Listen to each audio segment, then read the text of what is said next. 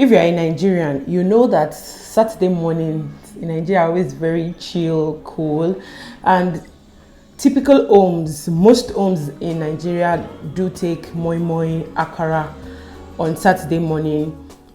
That goes along with pap, custard, flakes, gari, eko, tapioca, just name it.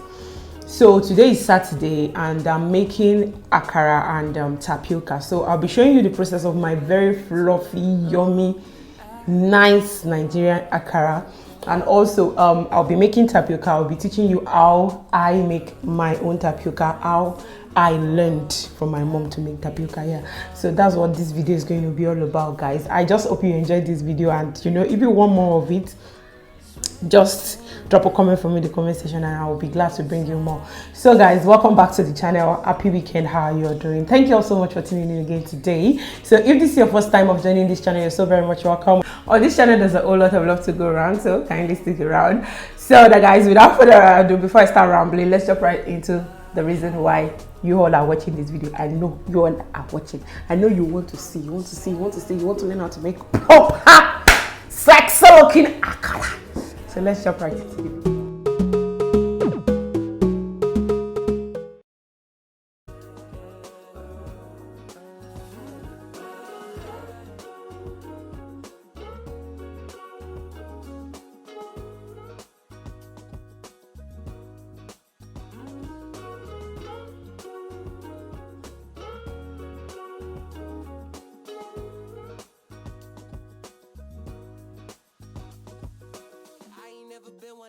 Follow the signs, you're looking like a one-way. Gotta make the right choice. Hope I make the right noise. Hoping that you like boys like me. I know you're feeling me from across the room. I got a feeling you could be my muse. I hear strange when I see you. You say green, but I see blue. Either way, your eyes the ones I'm looking to. When I'm hell first, falling from heaven, baby. Living on the prayer that you catch and save me. I was unaware of our elevation till I look down. All the people look like it's now high. When you're on my side, high up in the sky, cruising through the night.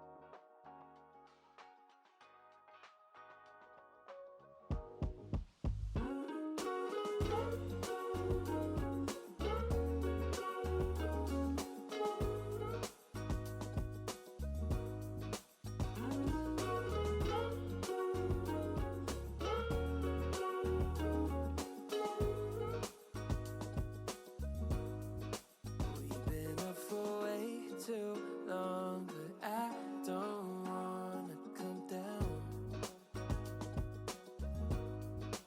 Caught up in a long free fall, you got me off of the ground. Sway for a minute, but play move side to side.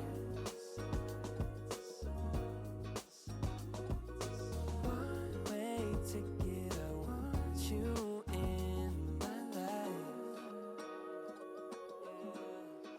Feel a mile high when you're on my side. High up in the sky, cruising through the night.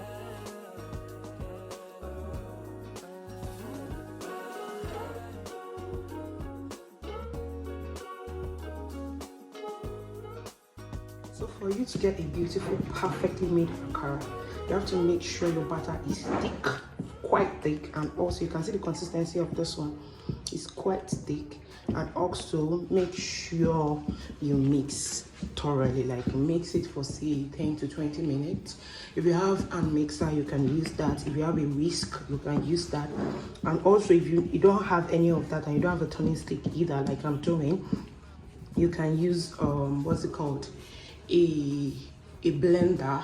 You pour it into your blender and you put it on the lowest of your blender and allow it to run.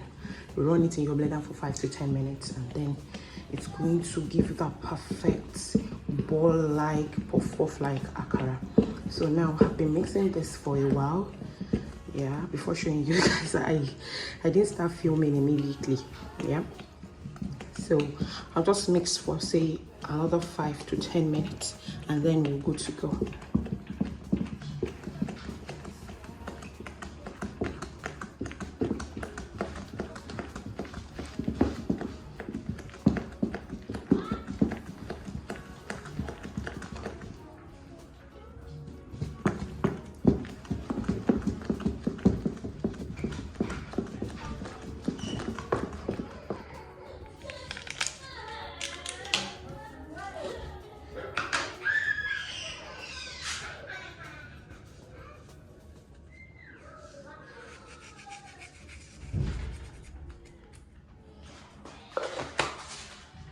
So guys, seasoning in your akara, you have to be careful with seasoning because man, this thing can actually fuck you up. Seasoning can fuck you up in your perfect akara. So you want to be careful with your seasoning. Don't do too much. Likely it's better you put a little at first and then if you know how to taste your butter, like raw butter, taste it. But if you don't, please don't put too much because once akara gets cold, it gets salty, like seriously salty. So yeah, you want to be careful with your seasoning. So I'm going to be mixing that in and it will be time to start frying.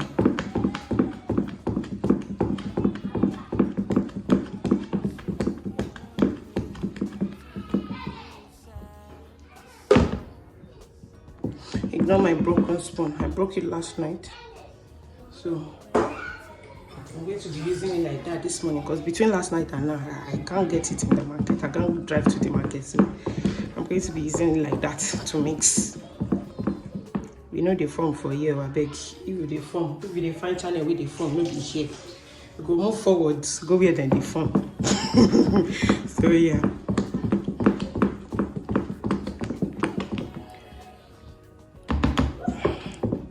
I'm mixing it more so that the seasoning can be well incorporated into every area of the batter here. So using my hand, let me do it like my mom would do.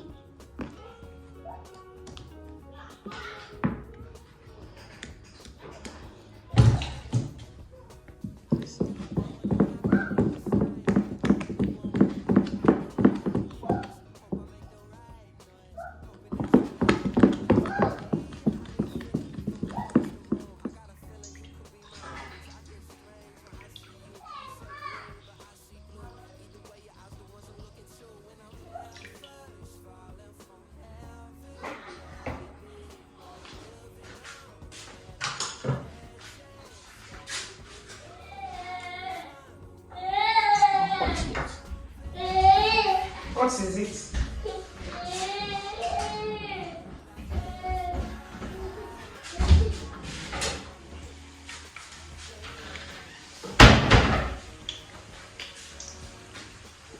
It's time for me to fry, so I'm going to be using this one.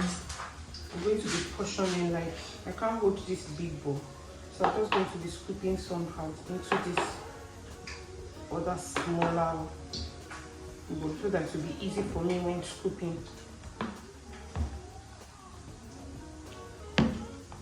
So now let's go and fry. It's time to start frying. You know if your hot is hot enough. You can see the onions. So I like to start in the middle.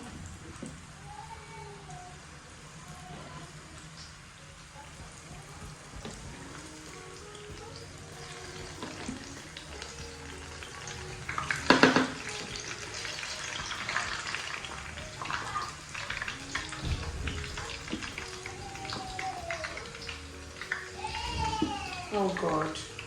These boys won't allow me. Momo, what is it? Is it Ethan? Ethan.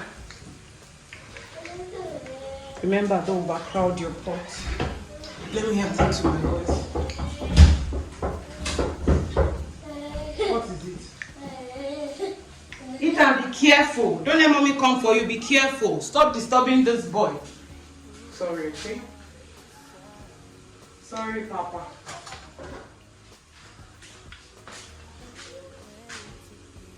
So you want to make sure it's done on the first side before turning it. You can say after 5 minutes you switch it, you turn it to the other side so that it can be well cooked.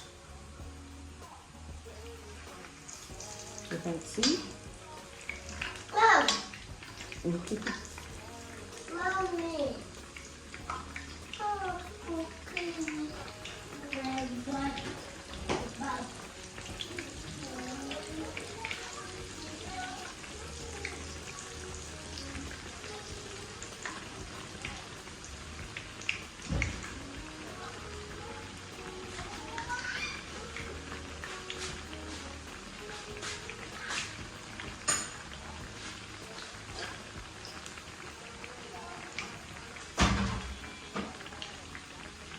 Stop making this boy cry. It's okay, darling.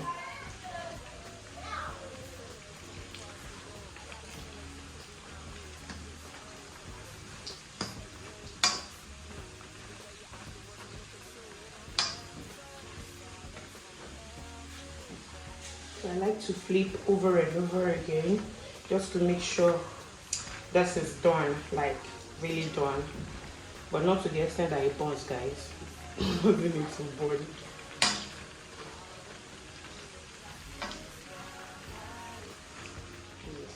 Now, if you are not sure if it's done, especially maybe you increased your heat too much, check with a toothpick. So just the same way you check your moi moi or your cake or something.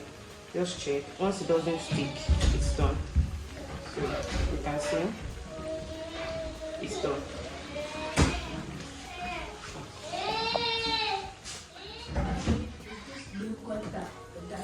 Please close that door. The first batch I made was too big, so I decided to change my spoon size because it's my spoon that causes that. So.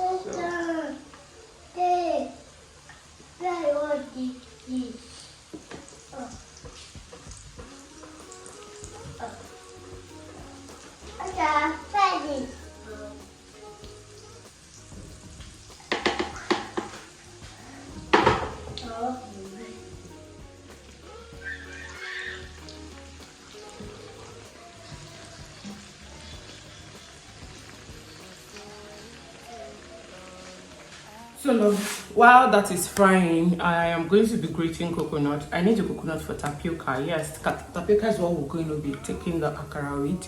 And I already soaked my tapioca overnight. I'm going to show you in a moment. So now, the proper way, the way I grew up to take tapioca is with coconut milk and sugar and some bits of coconut in it. But presently this morning, I don't have the strength to start making coconut milk.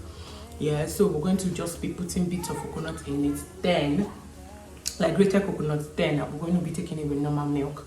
So yeah, that's what I'm going to be doing. So now I'll be grating my coconut and then I'll be frying as well, so we'll be multitasking. So that's what I'm up to now. So let me just keep doing this. So here is the coconut. And now just going to be grating my grater. So I'm going to be using this side because you don't want the coconut flakes to be so tiny. You want it to be visible.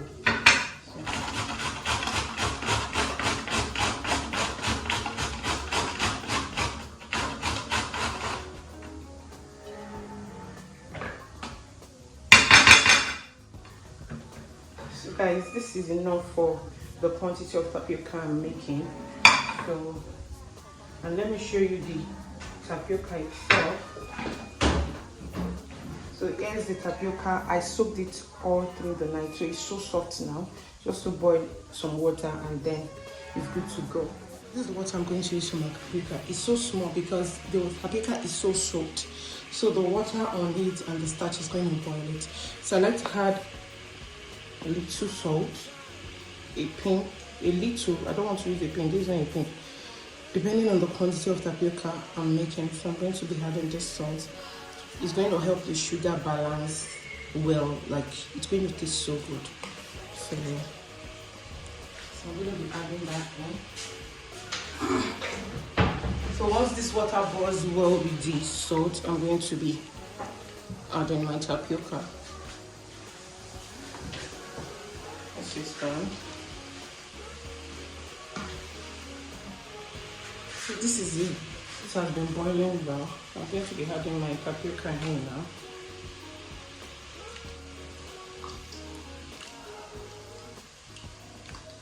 You see it has a lot of water.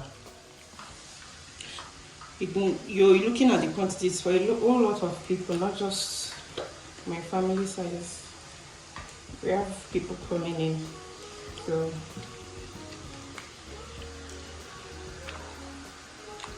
we're going to cook this until it's well boiled.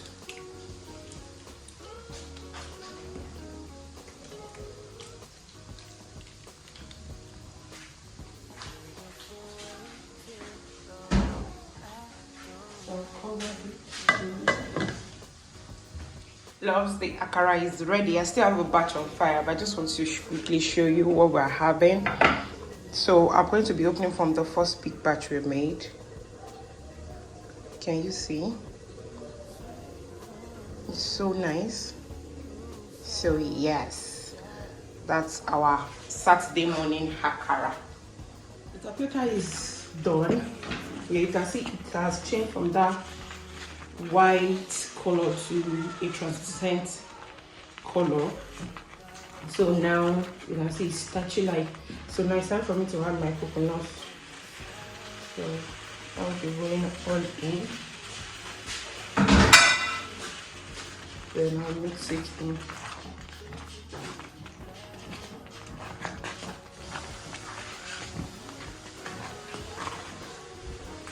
The heat is turned off. So just mix that in. And there you go, guys. Tapioca is ready. Ready.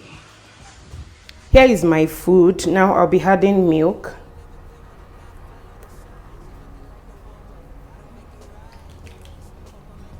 And then I can go and heat, okay?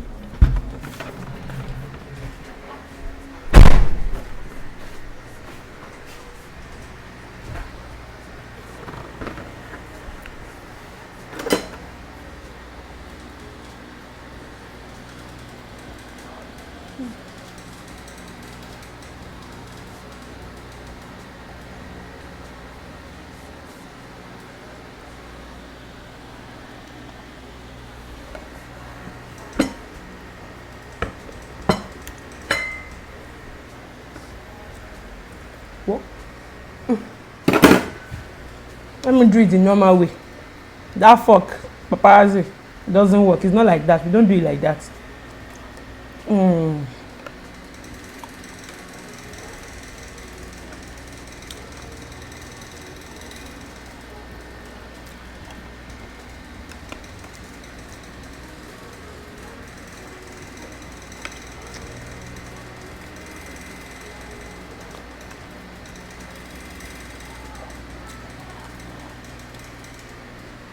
Today is Saturday, the 8th of April, and it's Easter period. And as I was dishing the food in the kitchen, it crossed my mind that this time 7 years ago I gave birth to my first son, Ethan Oluwakuriromi, and the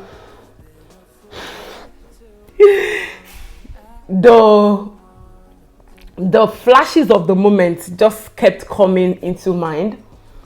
How it all happened, how I went to the hospital, and I just can't thank God enough. Even though today is not his birthday, he was born on the 9th. of April, which is tomorrow.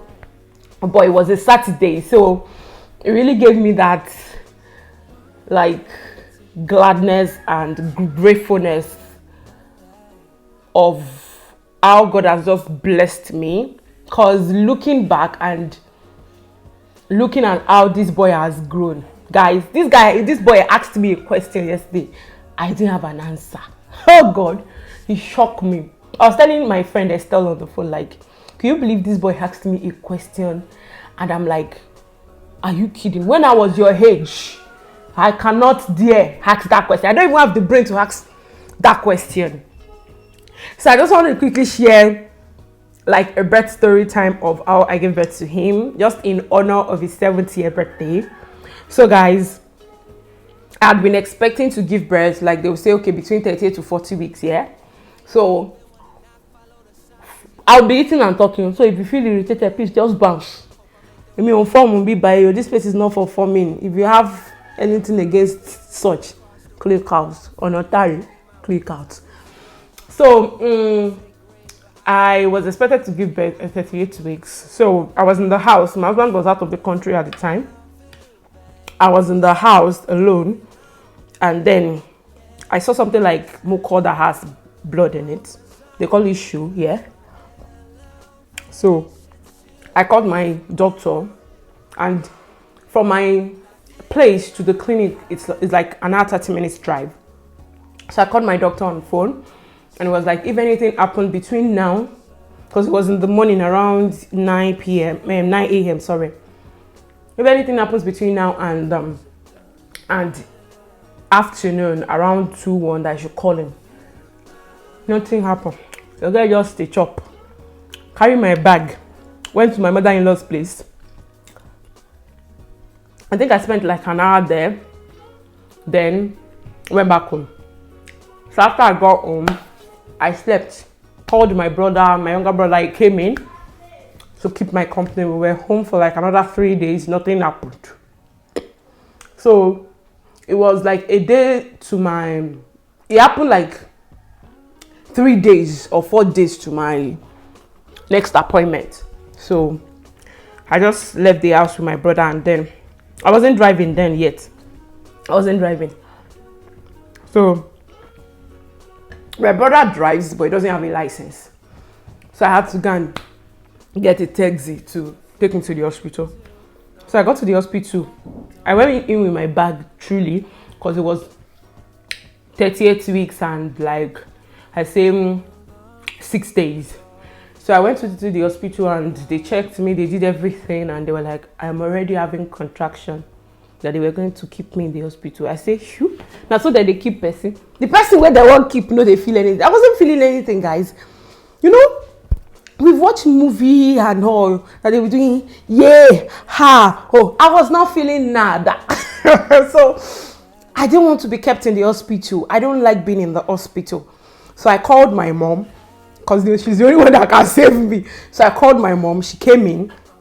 So when she got in, the doctor told her what was going on. Like, I'm 2 centimeters dilated.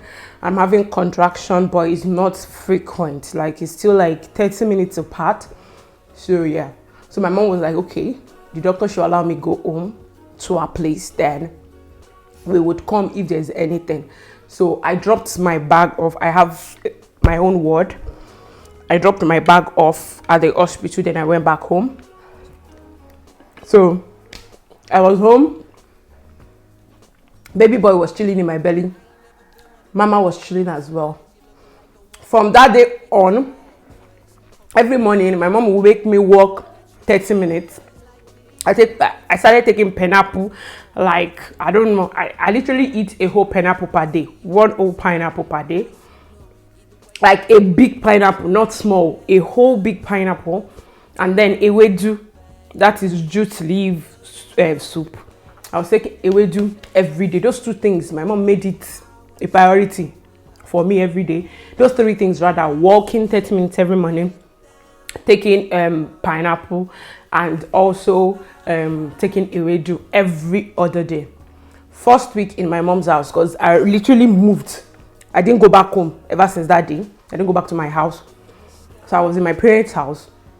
1 week, 2 weeks, it was already 40 weeks. Baby did not come. Nothing was happening. No progress. Nothing. Baby was chilling. Mama was chilling. We were both chilling. So, 41 weeks old, nothing was happening. So, on a Friday, I think that was 41 weeks and 1 day. On a Friday, I just decided to take a nap in the afternoon. So, and it got to the stage where my bed was not comfortable for me. I'd like to sleep on the bare floor. That's the only thing that was comfortable for me to sleep in. So I finished talking to my husband on phone. He called. Then I was on the floor. I decided to take a nap in the afternoon. And then, you know, for someone who is pregnant and I want to stand up from the floor, I have to like hold something to like just be able to stand up properly, just to support myself. But that day, I stood up as if I wasn't pregnant. Then I tried like to feel my baby. I wasn't feeling anything. For like 30 minutes, no movement, nothing. Okay, maybe baby is sleeping, yeah? But I was light. Like, you know, a pregnant woman, when you're heavy. I was so light. I was light. My body was light. So I was scared. So I called. My mom was inside her shop because she has a shop outside the house. So I just shouted. I don't know how. It was later she told me that I shouted so loud. That was why she was able to hear me. So I shouted, Mommy. She came inside. And then immediately, first thing, my mom first carried me to church. You know now. CAC mama, she first carried me to church first. We went to pray, then straight to the hospital. We go to the hospital, guys. They checked, they started searching for baby's heartbeat. Baby was not breathing. My mom was already down. My sister was around. Like, my baby's heart rate was nowhere to be found, guys. It was such an experience. But one thing kept on telling me my baby's going to be fine. So I was just like, Jesus, that was the two word I was saying. Sentence I kept on saying, Jesus, take control. Jesus, take control. They started injecting me, slapping my belly, doing a lot of things, checking me, and nothing was happening. So after like an hour, 30 minutes thereabout of drips, injections and all, they found the heartbeat and my baby came back to life, literally. Because they were already planning, okay, this is what's going to happen, blah, blah, blah. And we're going to save you. You know that word they used to say, I don't want to say it. So they found the heartbeat, but the doctor told me the heartbeat is so faint, it's not strong. So they kept me on meds and all, drip on both hands. I already bloated, like, from that moment, my face changed. My face was swollen. You can hardly see my eyeball. Everything about me changed. My mom was worried. My sister was scared. Everybody was scared. I couldn't reach my husband. That day, his phone spoiled, his laptop spoiled. That same day, I didn't have access to my husband. Then I called my mother-in-law that I was at the clinic. So the doctor said they should assign me a nurse because we got there late in the evening, I think around 7. He assigned me a nurse, and God will bless my doctor, Dr. Biodun. He's a pastor as well. Dr. Biodun prayed with me, and then he told the nurse if there's anything, they should call him and her. And by 12 a.m. midnight, I started having contraction. But I didn't know I was having contraction. All I know is I was peeing every 5 minutes. Yes, I was peeing every 5 minutes. I don't know what it means. That's my first pregnancy, so I don't know how it should be. So I was peeing every 5 minutes. I couldn't sleep. My mom already knew, so she notified the nurses around, and the doctor told them to keep on timing what's going on. All right, no problem. So they kept on checking me, the nurses, they kept on coming to check me, but I wasn't dilating. I was just 2 centimeters. I wasn't progressing. I was just 2 centimeters. It wasn't progressing. So by 5 a.m., I felt sleepy. And then my mom started shouting, "Ẹni tó bá ń rọbí kò kí ń sùn, Jésù ṣàánú mi." Like a woman in labor doesn't sleep. God have mercy. So she started shouting. Her hand was on her head. She was praying.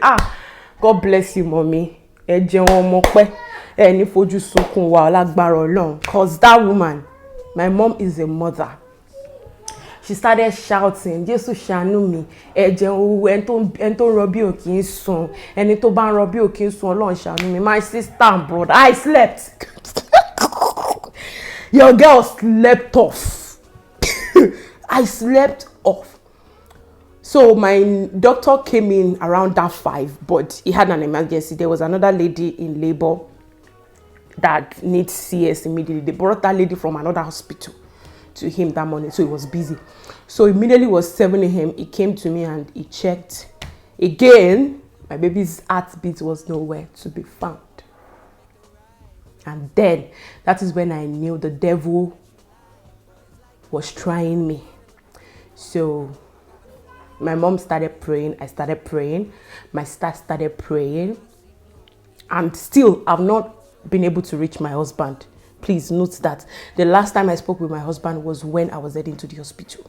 I didn't know his phone was bad. His laptop had crashed. So I didn't have access to my husband.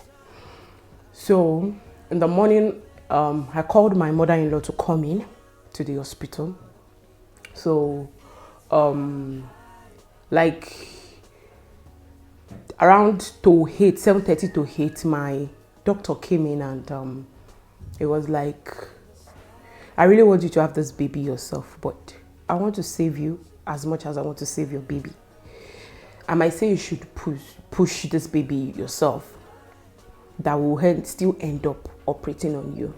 Because one, he said I wasn't dilating well, and then I have a very narrow pelvic area that they would stress the baby a lot before the baby could come out, and they don't want to lose the baby. They want the baby alive as much as they want me, the mother, alive.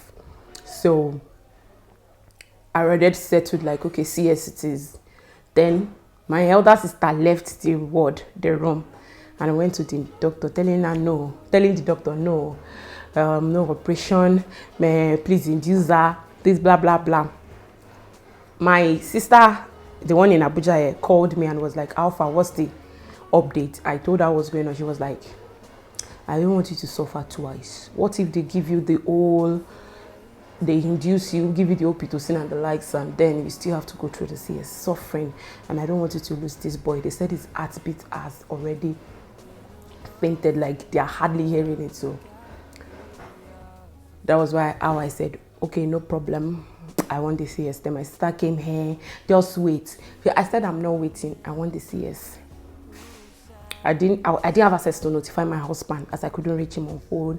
My mom had turned to another person called my sister, the one that was scared of me having CS. That's my mom's first child, had CS, and then it wasn't a good experience. So my mom doesn't want any of her child again to go through CS. So now that they said I'll be having CS, my mom was disorganized. She was already crying. She was not okay. But I had already given it. Yeah, I just want to see my baby alive. So that was how. Okay, so while they were preparing the theater for me, my sister went to get rice. Mama put for me that you will not eat for the next 3 days to eat rice, of which I'm not supposed to eat before this. Yes. Me, I sure hate rice. So my doctor now came and they will prep you now. Hope you've not eaten anything. I just downloaded rice. So how far? It was not like, okay, they should give me another 30 minutes so that I won't be nauseated, I won't throw up, I won't have any complications. I said, okay, no problem. So I went into the theater around 9, and by I think 10, my baby was out, and I was told they had to resuscitate my child because it wasn't breathing by the time they brought him out. But my baby was the cutest human I've ever seen. It was so adorable. If they told me my boy would be this black, I'd say no. My baby was, they call him, till date, my doctor called him Chinese baby. My baby resembled a Chinese child. His hair was laying flat, and his eye, that tiny, it was so puffy, it was so clean. His skin was literally red. No, that they say baby's hair is black, so it will be black. My son was all pure, very white, very fair. was so good looking. So I think 30 minutes later, I regained consciousness. They brought me out to the ward, and I saw my baby for the first time clearly. And inside my head, I was like, I looked at my mom, like, are you sure this is my son? Because I was expecting a baby that would look like my husband. My husband is dark, very dark, so I was expecting a very dark baby. And I was asking my mom, are you sure they didn't change my baby? My mom was like, yeah, the only one that gave birth this morning, that in this side of the hospital, you're the only one that gave it this morning, that's your baby.